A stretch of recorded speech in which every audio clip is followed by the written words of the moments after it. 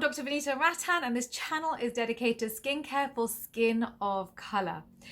So I'm a doctor, but I'm also a cosmetic formulator, and this whole channel is actually about decoding what skincare is available for you and which ones are best for skin of color. Now, I get asked all the time, but surely everything on the market should be good for skin of color, right?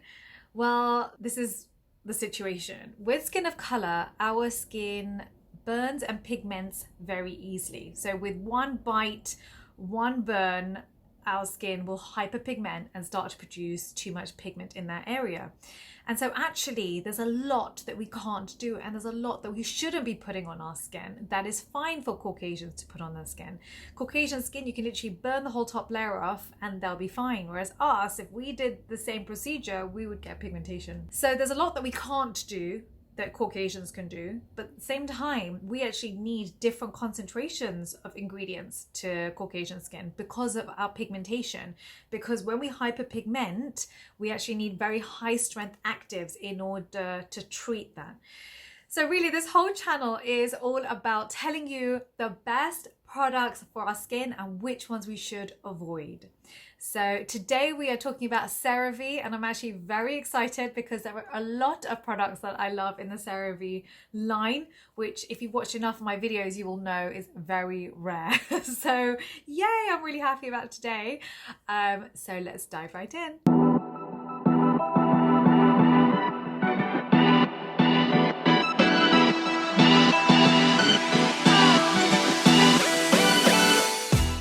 Okay, so starting off with the first product, which is CeraVe SA Smoothing Cleanser. Okay, so the second ingredient here is a very mild surfactant. It's sodium lauryl sarcosinate, which is fine when you're working at about 15% as a wash-off product, or at about 5% if it's a leave-on product. And so as this is a wash-off product, it's fine that it's the second ingredient. The third ingredient here is COCAMIDOPROPYL, and it's a mild surfactant as well. So I like the fact that both are quite gentle for the skin. There's also lots of moisturizers and emollients in this product. So here we've got glycerin, ceramides, we've got hydrolyzed hyaluronic acid.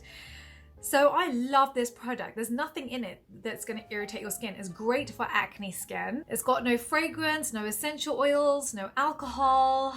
It's got no irritants, nothing that's going to sensitize your skin.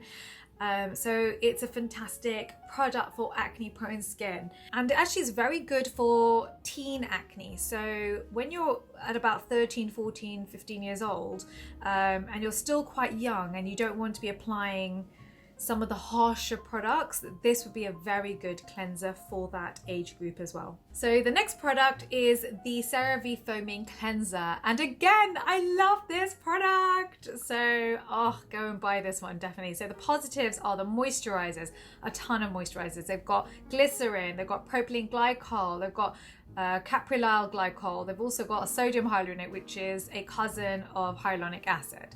So it's got great moisturizers in it. It's got very mild surfactants in it. So it's got cocoa betaine, and it's also got sodium cocoa glycinate in it too. So again, very mild surfactants. This is great for oily to normal skin. It's non-comedogenic, so it's great for even acne prone skin. It's great for inflamed skin. There's no essential oils, no fragrance, no irritants, no sensitizers. They're getting the basics right. And I love this about the CeraVe brand. I mean, you know, if you've watched my videos on Estee Lauder or L'Oreal or, you know, the more expensive brands, they're not getting the basics right, which is this. If you can get, there's no point going into more complex formulations until you get the basics right, and that means the percentage of humectants, the percentage of emollients, the fact that you shouldn't be using essential oils, you shouldn't be using fragrance. I do believe that they are, well, I know they're watching my videos because they do message me, and they will be coming out with fragrance-free lines in the future. But for now, I'm absolutely loving CeraVe, and I recommend it actually in a lot of my videos for skin of color. So moving on to the next product, which is the Hydrating Cleanser. Now this is actually a very interesting product. I've never seen such a simple ingredients list. So I would recommend this, first of all, for normal to dry skin. And all it has, the top 3 ingredients: water, glycerin, which is the humectant, which holds water in that top layer of skin, and cetyl alcohol, which does a similar thing. The fourth ingredient is your phenoxyethanol. So do you remember, once you see that word phenoxyethanol, everything under it is less than 1%. I mean, just like 99% of this, 99.5, 19 blah blah blah, 95% of this product is just water, glycerin, and cetyl alcohol. I mean, it's very simple, very gentle. It's not going to irritate your skin. Very hydrating, no alcohol, no fragrance. So again, if you have normal to dry skin, I would definitely purchase this product. So the next product is the SA Smoothing Cream. Now, they got the majority of this product right. So the positives of this product is that they've got a lot of emollients, they've got anti-inflammatories, and they've got moisturizer. So for example, they've got 10% urea, which is a fantastic humectant. Again, holds water in that top layer of skin. It's got CETYL alcohol, it's got PARKII butter, it's got glycerin, it's got sodium lactate. So it's got a lot of good ingredients. Plus it's got niacinamide, and you all know one of my favorite ingredients is niacinamide for skin of color because it just does so much. Please go watch my niacinamide video. If you don't know about niacinamide, we basically all need it in our skincare routine. It's one of those ingredients that it reduces your erythema, it reduces, controls your sebum levels, it helps with acne, it helps with pigmentation, it helps to increase cell turnover. So it just does a lot. I'm glad that they put, CeraVe actually uses quite a lot of niacinamide, which I like. Again, the positives are that they don't use fragrance, no essential oils, you know, they've got a lot right. The problem with this one is that the fifth ingredient is alcohol as a solvent. I think they've done this in order to dissolve the salicylic acid, but I prefer butylene glycol to do this. The problem with alcohol is that it almost like destroys the top layer of skin and creates a free radical party. And it's not a good party, it's a bad party because free radicals are so bad for our skin. They damage the collagen, they lead to premature aging. And while they're doing it, they do it silently, so you don't even know that this is what's happening to your skin. And so just any time you see alcohol as a solvent in the top sort of 10 ingredients in a product list, I would run away in the opposite direction. And the damage actually continues even after you've worn it, even after you've washed it off. So the damage doesn't end actually when you put alcohol on the skin. It really does damage your skin barrier.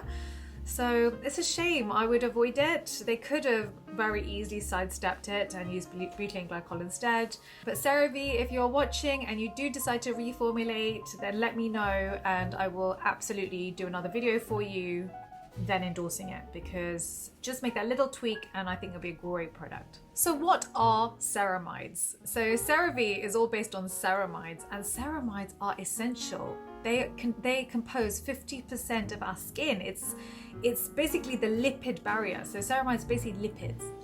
And what that does is it prevents transepidermal water loss. It almost is like a waterproofing of the skin to keep the water in. Rhymes. So when you keep the water in, you are creating a healthy environment for your skin. Problems happen with your skin when it dries out. Actually, aging happens because of dehydrated skin. A lot of inflammation happens because of dehydrated skin. So hydration is actually the key to solving a lot of skincare issues. And definitely does help with the aging process as well. And so ceramides are something we should all be wearing in our skincare routine from 21 years old onwards. Don't forget, from 21 years old, you lose 1% of collagen every single year, which is just great, isn't it? So we obviously want to do as much as we can to help ourselves with antioxidants and ceramides, peptides, vitamin A, and all the good ingredients. If you want to know all about anti-aging, by the way, you should definitely go and watch my anti-aging video, because that is honestly like the most comprehensive anti-aging video ever. It took me about 2 weeks to write the script for that one, so please make sure you watch that one. Right, moving on to the next product, which is the facial moisturizing lotion. Again, another product that I love. So the positives are it's the moisturizing is great. So it's got glycerin, it's got emollients like dimethicone. So people get really confused actually with silicones. They think silicones are bad for your skin. I don't know where this came from, and I'm actually about to make a video after this video on toxic skincare. Silicones are good for your skin. Silicones don't clog your pores. It's porous. So how can it clog your pores? It's impossible, right? Imagine, it's almost like thinking about muslin around a tea bag. It allows ingredients to come through, but it holds the tea leaves. Is it tea leaves? Tea leaves, yeah, together. So it does the same thing to your skin. So silicones basically hold water in, but also allow active ingredients to penetrate. So don't get confused and caught up in this myth, because it really is a myth. And make sure you watch my toxic skincare ingredients so you know which ones are really just a myth. So the fourth ingredient in this product is niacinamide. Again, we've discussed niacinamide. It's sebum control, it's erythema, reduce your erythema, it helps with acne, it helps with pigmentation, increases cell turnover. So literally just does basically everything. It's like a magic ingredient, and very few people are irritated by it. So I like this moisturizer for normal to oily skin, and I would say go buy it. The next product is CeraVe Moisturizing Cream, and this is one that I actually wear myself and I recommend, and you'll see it in my video on best moisturizers for acne prone skin, for skin of color. So again, all has exactly the same positive. So this is, remember, if you've seen my other videos, you'll know when a brand does something well, they'll systematically do it well for all their products. When a brand does something not so good, they will systematically do it for all their products. The reason being, as a formulator, we purchase our ingredients in batches. So I'll buy, for example, a drum of 25 kg or 50 kg or 100 kg of, say, niacinamide, and then guess what? I'll put niacinamide in all my products because it's such a fantastic ingredient. But at the same time, if you think that alcohol is a good solvent, then as a formulator, then you will buy, your 100 kg solvent and you'll use it in all your products. So this is what's going on behind the scenes, and that's why, generally speaking, as a rule of thumb, if I've done a video for you and I've basically told you 90% of the products are good, it tends to mean that they're going to continue to be good. However, if I've done a video and 90% of the ingredients aren't good, unless they come out and say, okay, we've made these changes, they tend to just carry on going down the same route.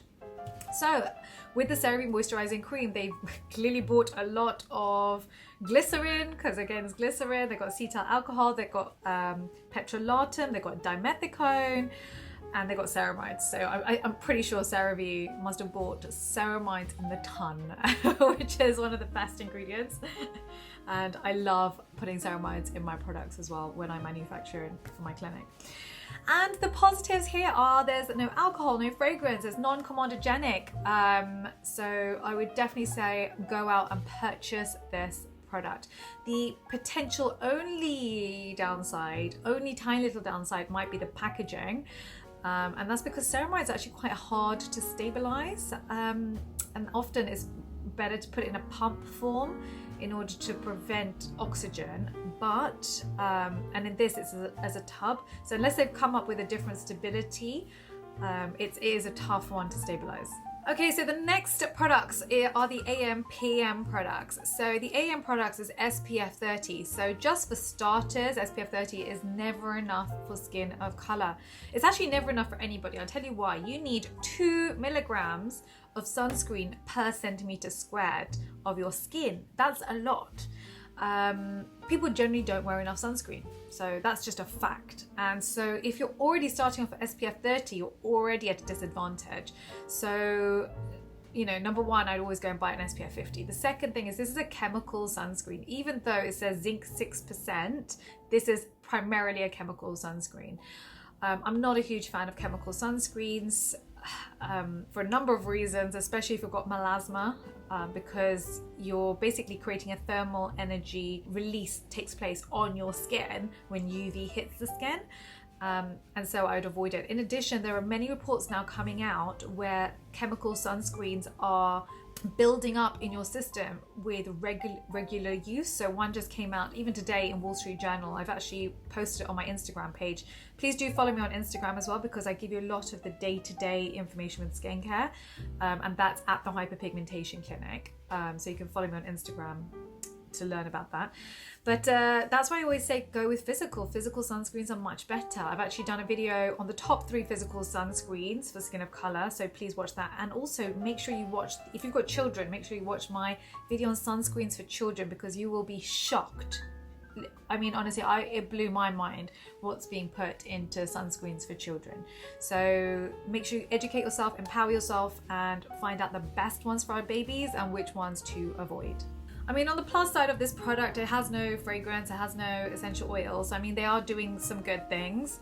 It's probably one of the best SPF 30s chemical ones that I've seen, but I just would never recommend an SPF 30, to be honest. Moving on to their PM, again, they did a really good job with their PM cream, because they've got moisturizers, emollients, they've got niacinamide, no alcohol, no fragrance. I love it. It's a great product. So I would say go and purchase that product too. I feel so happy that I get to actually tell you some good things to go and buy, because often I can do a whole video and I feel so negative at the end of it because I've told you not to touch it. Yeah, and then their CEO messages me and says that they're not very happy with me. So yeah, I think from now on I'm only going to do videos where at least 50% of the products I would say go and buy, because just so much of what's on the market is not good for our skin. Right, thank you very much for listening. So write down, please write down which videos you want me to make for you. Download your free guide for skin of color. Make sure you educate and empower yourself on skin of color, the ingredients we should and shouldn't be wearing. Please can you like this video and subscribe, hit that notification bell, and tell everybody who is obsessed about skin of color and skincare for skin of color to also please subscribe. I'm in the comment section for 1 hour. Please make sure you hit that bell so that you know that I'm going to be there for you and help you live. Thank you very much for listening.